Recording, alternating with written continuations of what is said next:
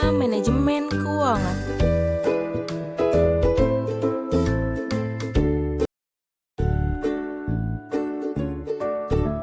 Apa itu obligasi? Obligasi adalah suatu istilah yang digunakan dalam dunia keuangan yang merupakan suatu pernyataan utama dari penerbit obligasi kepada pemegang obligasi beserta janji untuk membayar kembali pokok utang beserta kupon bunganya kelak pada saat tanggal jatuh tempo pembayaran. Mari kita simak apa saja karakteristik dari obligasi. Karakteristik obligasi. Yang pertama, nilai nominal adalah nilai pokok dari obligasi yang akan diterima pemegang obligasi pada saat jatuh tempo. Kedua, kupon adalah nilai bunga yang diterima pemegang obligasi secara berkala. Tiga, jatuh tempo adalah tanggal di mana pemegang obligasi akan mendapatkan pembayaran kembali pokok atau nilai obligasi yang dimilikinya. Emiten adalah perusahaan penerbit obligasi. Nah, lalu apa saja sih jenis-jenis obligasi? Sekarang kita masuk ke jenis-jenisnya. Obligasi memiliki beberapa jenis. Yang pertama adalah obligasi pemerintahan atau biasa disebut government bonds. Obligasi ini diterbitkan oleh pemerintahan pusat. Contohnya adalah suku retail dan ori atau obligasi negara retail.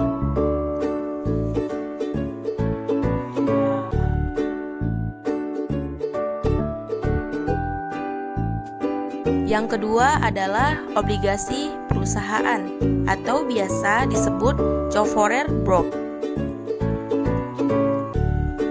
Diterbitkan oleh perusahaan baik yang berbentuk BUMN atau badan usaha swasta.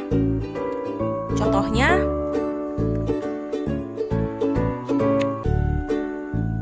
Unilever.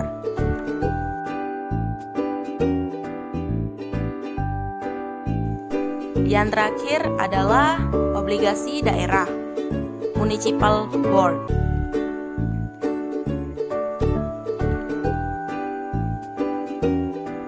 Obligasi ini diterbitkan oleh pemerintahan daerah untuk membiayai proyek-proyek yang berkaitan dengan kepentingan publik. Obligasi ini belum ada di Indonesia.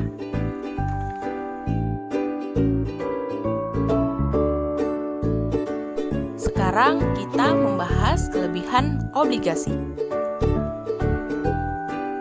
Bagi perusahaan, keuntungan obligasi lebih ditentukan untuk meningkatkan modal untuk perusahaan itu sendiri.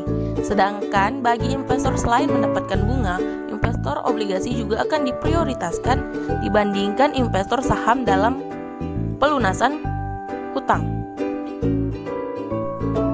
Nah, sekarang kita memasuki tentang saham. Apa itu saham?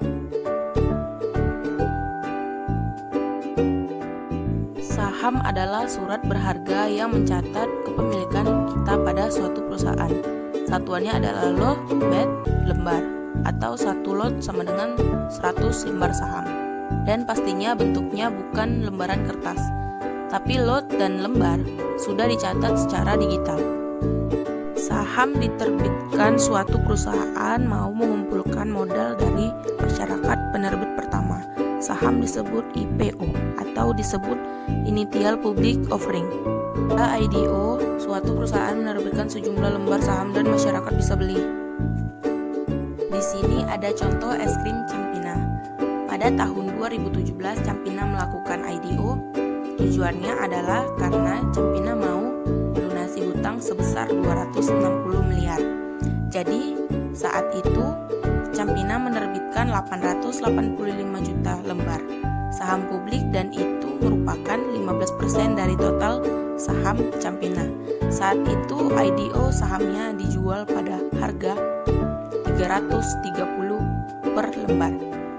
Berarti Campina memiliki modal dari masyarakat 885 juta saham kali Rp330 per lembar, menjadi sekitar 292 miliar rupiah.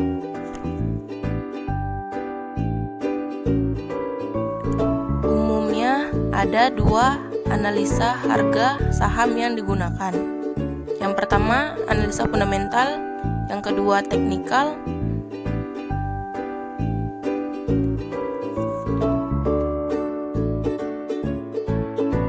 Yang pertama, analisa fundamental.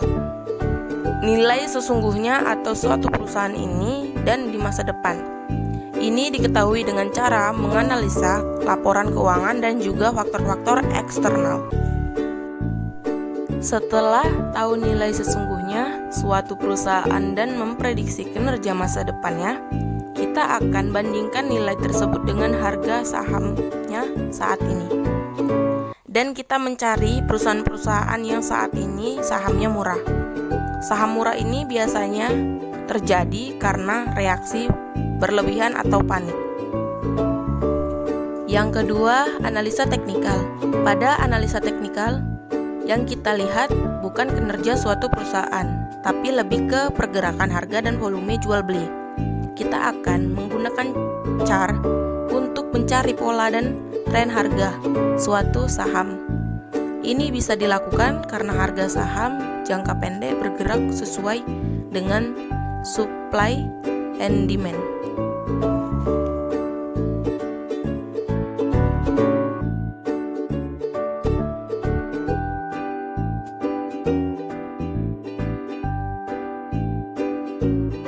Apa itu dividen?